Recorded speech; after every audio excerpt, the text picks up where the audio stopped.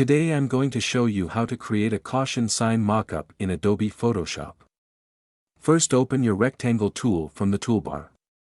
And click and drag to draw a rectangle.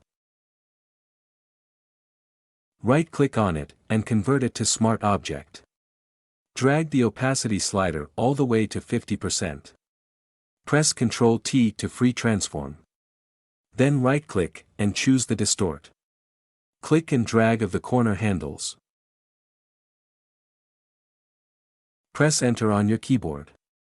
Set the opacity back to 100%. Double-click on this, and rename it, Place Caution. Now double-click the thumbnail to place your design. Go to File. Place Embedded. And place your second image.